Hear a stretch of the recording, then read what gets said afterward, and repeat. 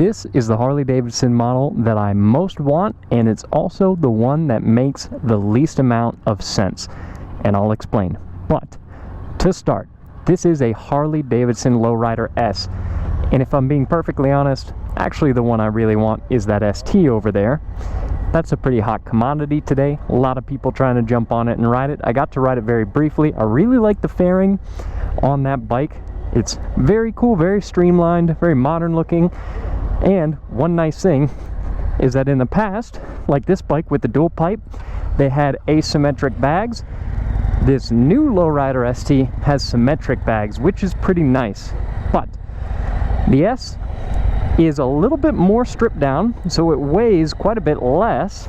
And aside from that, it's a lot of the same motorcycle. So firing it up, we've got our Milwaukee 8 117, and this is the high output version of that motor because they've got 3 different configurations for that engine.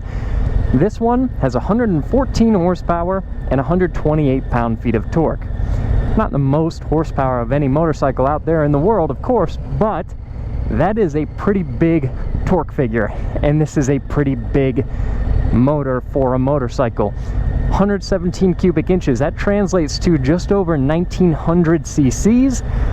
So this bike being a V-twin, it's almost 1,000 cc's per cylinder.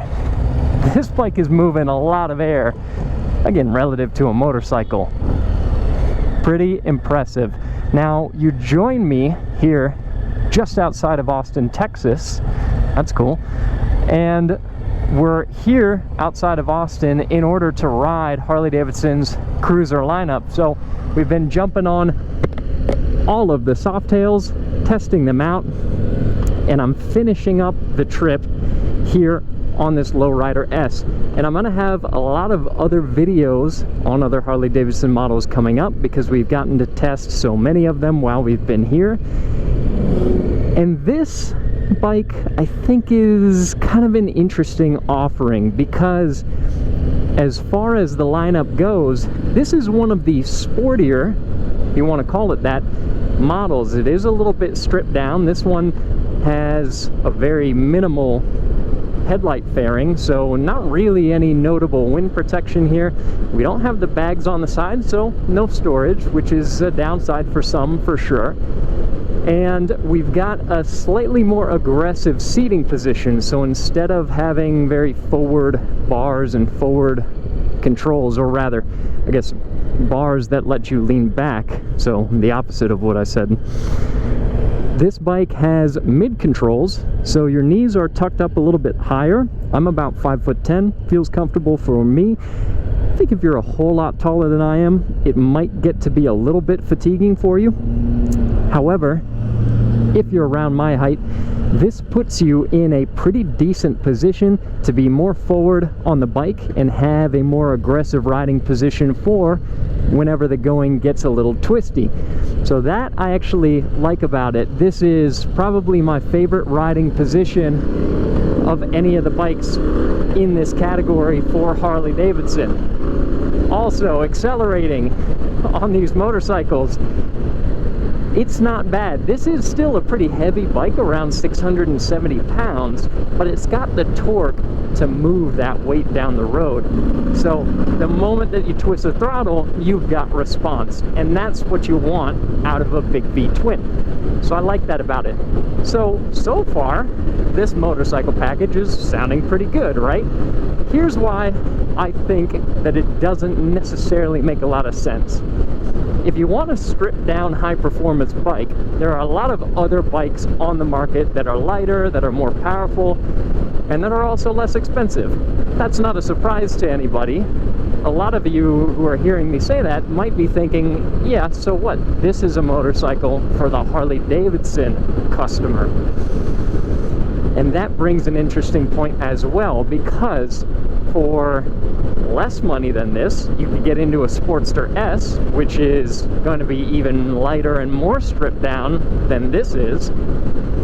But okay, maybe you want something a little bigger, a little more substantial than the Sportster. Well, if you're getting into something like that Low Rider ST that has a windshield and has bags and is a bit more substantial, then that Low Rider ST price-wise is really not far off of the cost of getting like a street glide or a road glide. And that is a bike that gets you a lot more features. It gets you a much, much better screen and tech suite. You get more wind protection, more storage, more comfort. So it makes you wonder, who is the customer for a Low Rider S or a Low Rider ST? But all of those potential drawbacks aside, the reason that these bikes at least appeal to me personally is because it takes some of those advantages of the bigger Harleys, the quality, the characteristics of these big air-cooled pushrod, air and oil-cooled pushrod V twins, unlike the Sportster. You also can still have some of the creature comforts, like on the ST. You can get a kit to get some speakers into that bike if you want to be able to play music, that kind of thing. So it strikes kind of a balance between a slightly more comfortable bike for longer hauls and something that is a little bit lighter and a little more stripped down than as big and substantial of a motorcycle as like a street glide or a road glide. So I think that there definitely is a customer base for these bikes, and I like the fact that these bikes bring a modern, more modern kind of styling that I think it seems to me at least interests more younger riders. I'm not going to say that these are young man's bikes necessarily, because they're very expensive, and I'll go ahead and tell you, the one that I'm on, the S, that's $20,000, just over MSRP. And the Low Rider ST, with the extra goodies it's got, it's over $24,000 MSRP. So these are very expensive bikes. And if I'm going to level one other critique against them, it's that this analog speedometer, look, it works fine. I can see what's on my readout. That's not a problem. I do have selectable riding modes. I'm in sport mode right now. There's also road and there's rain. I've got my fuel gauge. I got my gear position indicator. I've got my tach. That's all good stuff. But why? Well, I know why, because it's expensive to do, but why doesn't this bike have that nice high quality TFT that we see like on the Sportster S? That's a great looking screen, and it would fit the look of this bike really well. And for over $20,000, I kind of want that tech. Now, there is still some decent tech on this bike. It does have cornering, traction control, cornering, ABS.